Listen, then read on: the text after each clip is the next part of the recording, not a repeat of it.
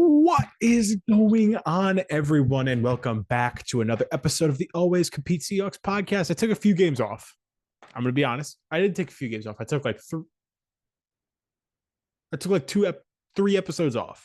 Your boy has been hella studious in school and working to get that bread at Chick-fil-A. So, I mean, let me be, please. I mean, I'm sorry. I had thousands of people texting me, where are the pods? Where are the pods? I had Geno Smith saying, bro, where's the Panthers breakdown? That's where I get all my information. I had Pete calling me like, bro, you have to get going. We need to study.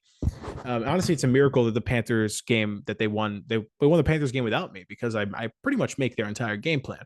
But after that stupid joke, it's 11:30. I'm very tired. I also kind of feel sick. So there's a lot going on around here. The Seahawks played the wildest game they have in a long time, winning 24-3 over the Giants on Monday Night Football. Continues the Seahawks' dominance on Monday night, 13-4 since 2010, which is a ridiculous stat. They just know how to play on Monday night, man, and they show up really well. Geno Smith gets hurt in this game. It's kind of a weird game for him. He played a pretty solid game all around, but he gets hurt. Comes out. Drew Lock, does a lot of actually leads a touchdown drive at the end of that second half.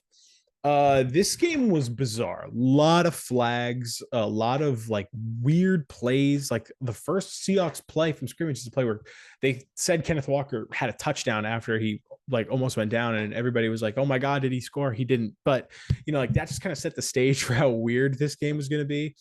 I'm gonna talk about the things that come to mind when I think about this game. Kind of going through. So Geno had a weird game. But the passing game still looks good. I think Geno looks on point. I don't think he's making a lot of mistakes. I think hopefully he's okay. Fingers crossed. Hopefully it's not like a long-term thing where, maybe Geno is, hurt, bad or whatever. But we do have a bye after this week. So all these injuries, tons of injuries, we're gonna be breaking those down. Geno played well. I felt like Drew Lock played okay. It's what you expect. Geno is the veteran. He's going to hit more accurate throws. He's going to make more wise decisions. But Drew Lock did a good job stepping in when he had to. The run game looks good. Kenneth Walker found some stuff late in the game. Managed to get some stuff working. Charbonnet still running hard, working really well. The receivers, Tyler Lockett had some clutch catches when he needed to.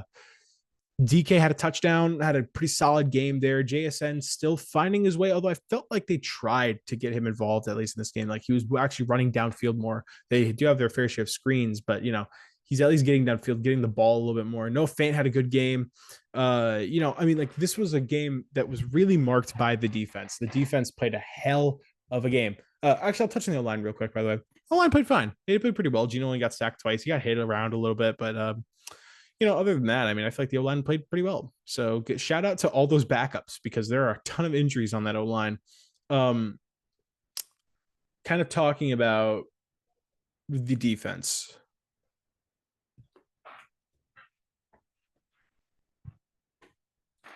$11 sacks? What are you even talking about? This was a team that had no pressure through the first 3 weeks. Like Andy Dalton was practically standing back there, not getting hit. Jared Goff had all day. Matt Stafford, I don't even think got touched in week 1. 11 sacks. It's tied for the most in a single game in Seahawks team history. I'm going to look up the stats. If I remember correctly, Bobby had 2. I think Uchenna had 2.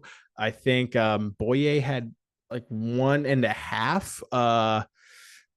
This game was freaking bizarre when it came to the defense. Like they showed up in a way that I'm not sure if I've ever seen a Seahawks defense show up the way they did today. Spoon had 2 sacks. We're gonna be talking a lot about Devin Witherspoon today. I think he might get a little bit of an award at the end, if you know what I'm talking about. Going to that box score. Let's check out this defense. Let's see what they did. I know 11 total sacks. I know for a fact Bobby had 2. Draymond might have had 2. I know Miles Adams had 1. I know Mario Edwards had a strip sack. It was like obscene. And frankly, the fact that they were leaving Daniel Jones in, I think is a really bad look on their part.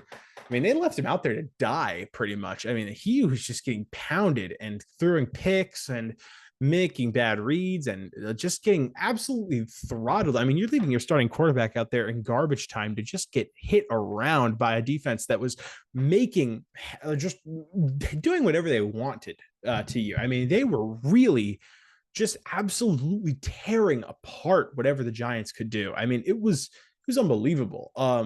You know, without Saquon, they really couldn't do much in the run. I feel like that really is the story of this defense through the first 3 weeks, or the first 4 weeks. The run defense looks like legitimately good. I think that has something to do with a guy named Bobby Wagner. Because Bobby Wagner is really good at stuffing the run and recognizing things when they're about to happen. Uh, let's go to the box score. It's not loading. There we go. We got it. Sacks. Bobby Wagner, 2. Jordan Brooks, 2. Devin Witherspoon, 2. Chenna Nwosu, 1. Brian Adams. Yeah, that's right. I'm dropping Brian Adams. With Miles Adams with 1. Mario Edwards with 1. Boye with 1. That adds up to 11. 4 players with 2 sacks. I swore Draymond was in on a ton. Draymond actually played maybe his best game. 10 tackles for loss.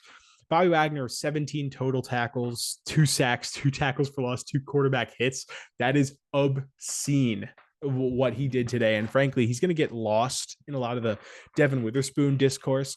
He played out of his mind, and I have to give him credit. I have to give him some love. The defense was unbelievable today. I mean, they just showed up in a way that I've never seen a Seahawks defense show up, especially in recent history. I mean, it was dominant from the pretty much first snap. It was absolutely dominant. I mean, I think that when you're talking about what the Seahawks defense is, it's a bunch of guys that always are like on the edge, like a bunch of guys that have that potential to go crazy. We kind of saw it today. When you have guys like Draymond Jones and Jaron Reed making pressure up the middle, and you get these guys, Bobby Wagner, Jordan Brooks, Devin Witherspoon, all on blitzes, and you get Chenna Nwosu and Boye Mafe and Daryl Taylor working out on that edge, you're going to be able to destroy anybody, let alone Daniel Jones. And obviously, yes, this is a terrible Giants offensive line. I mean, worse than the Seahawks. But the overlying point is that regardless if an offensive line sucks, teams don't get 11 sacks, regardless if that offensive line is full of backups. I mean, the 49ers didn't have 11 sacks last week. I mean, it's not like it's like a sure thing that, if an offensive line sucks, you're getting 10 sacks. No, 10 sacks is really hard. Clint Hurt was absolutely just attacking Daniel Jones tonight with the pressure. It was ridiculous what they were doing to him. I mean, he just kept coming out and just laying down guys right at Daniel Jones. Bobby Wagner blitzed a lot. Jordan Brooks blitzed a lot.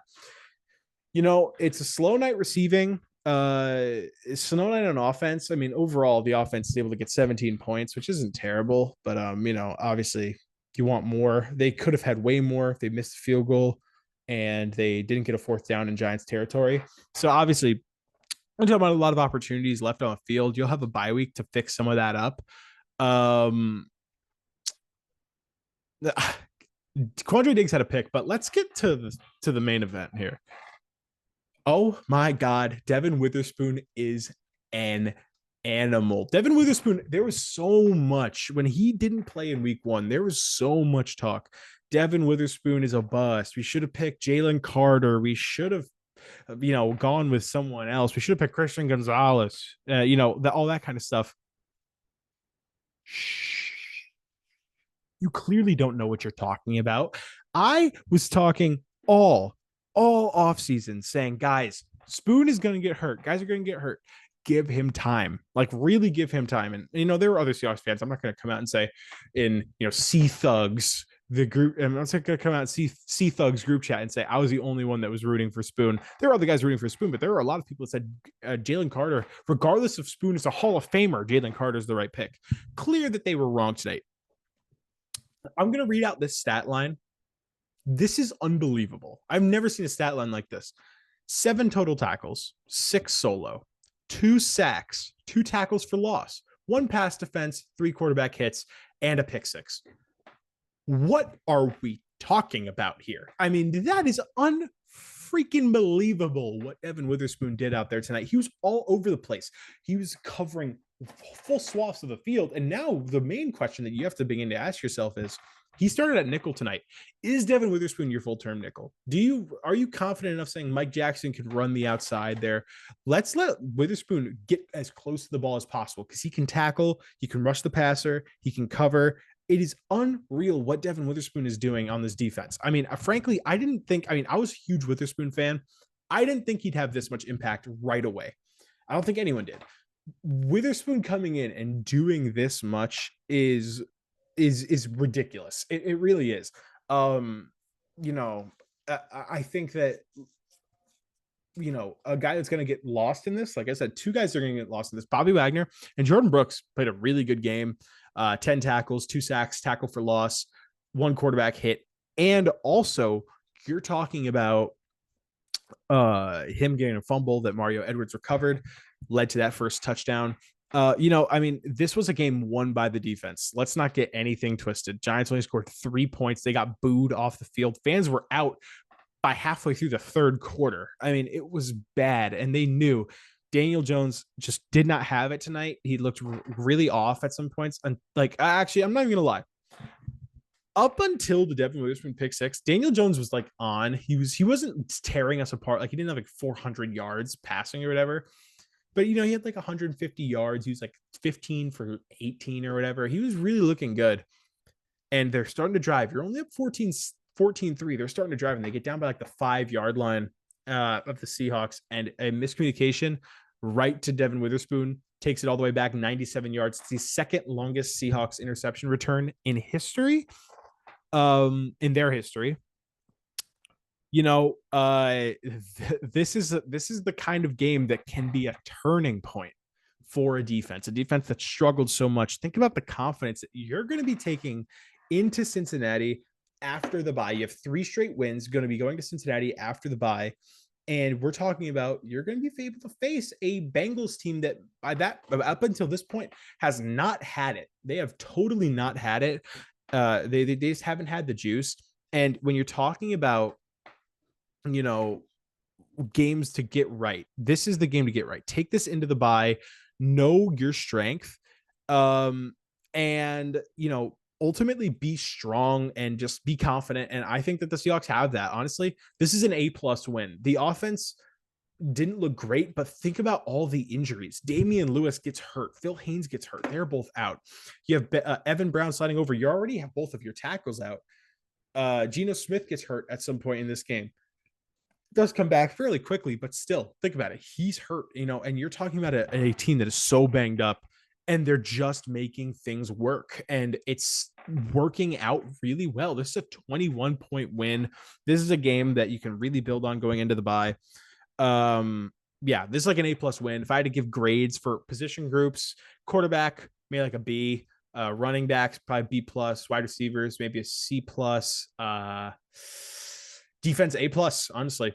Defense is maybe, if I could give higher than an A+, if I could give like a God tier, this is the best game I've ever watched the Seahawks defense play live. And that's a fact. You know, I've never witnessed a game so dominant from the Seahawks defense.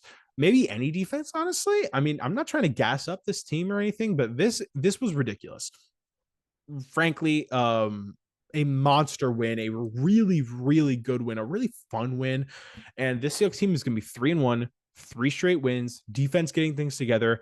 Team's going to be getting healthier going into the bye. Then you're going to a Cincinnati team that up until this point has struggled. You have to feel good about where you are. Let's get to some game balls. I haven't been able to do a lot of game balls. We missed the Panthers game balls. Sorry. If you think that there's a player that should have got a game ball for the Panthers, like Kenneth Walker or whatever, he would have gotten a game ball. He's not going to get it. It's just not happening. When your boy is at work and your boy is tired and doesn't want to do a podcast, your boy isn't going to be doing a podcast. I'm sorry. He missed his chance, honestly, and it's his fault. Anyways, kind of talking about game balls here. Let's give a game ball out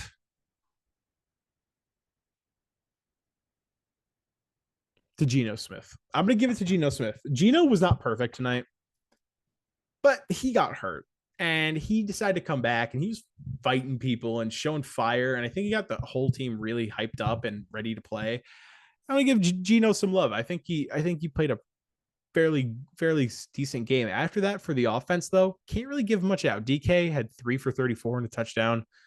I'll give it to Kenneth Walker. He played a good game, 17 carries, 79 yards, and a touchdown. Played a good game, and it's also kind of a makeup for last week. Good for Kenneth Walker. You get a game ball. Those are my offensive game balls. Get ready. The defensive game balls are going to be going crazy. Bobby Wagner gets a defensive game ball. Jordan Brooks gets a defensive game ball. Chenna Nwosu gets a defensive game ball. I'm going to give Draymond Jones a defensive game ball. Really solid night. I feel like his impact is not going to be stated. I thought he had like 2 sacks, but it turns out he didn't get marked with any. He was in on a lot of sacks. I'll give Mario Edwards a game ball, and I'll give Quandre Diggs a game ball for getting a pick too in a clutch point. But you might be saying, "Where's Spoon? Where's Spoon? Where's Spoon?" I'm starting something new. I want to incorporate you guys, the fans. I'm going to reach out to like a politician right now. I want to incorporate you guys, and I'm doing this thing right now. I know it's 11:43 Eastern Standard Time. I sent out a poll on my Twitter account at Poonistan, capital P, capital S. Go follow POONASTAN on Twitter or X. It's Twitter. Don't fight me. And I did for the pod player of the game. And I put up 4 options, guys, that I felt should be up for player of the game. I said Devin Witherspoon, Bobby, Chenna, and K9. And what a first player of the game we have here. Devin Witherspoon, on 76 votes, got 100% of the vote.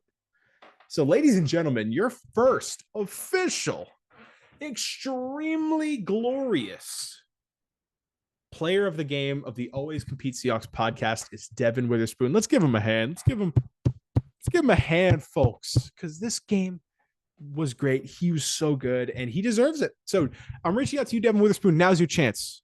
The winner of the player of the game gets a chance to come on my podcast. It's up to you now. If you want to come pick up your prize and talk to me face to face, it's your job to come on this podcast.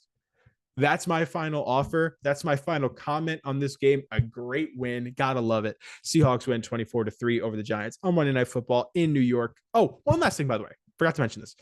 Seahawks fans, you guys are so great. Thousands of Seahawks fans in MetLife Stadium tonight. Seahawks chants going in the third quarter. I mean, it's ridiculous. You guys travel everywhere. I've been to one Seahawks game in my life. I'm from Connecticut. I don't get to go to a lot of Seahawks games. I went to a game in Baltimore. It must have been like 35% Seahawks fans in Baltimore. It was unbelievable. So you guys are the best. Huge love to you. And they played a factor tonight, ultimately. Yeah, that's my last comment. I'll see you guys next time. Bye week this week, so probably no videos if you guys are hoping for any. But yeah, see you guys next time. Peace out.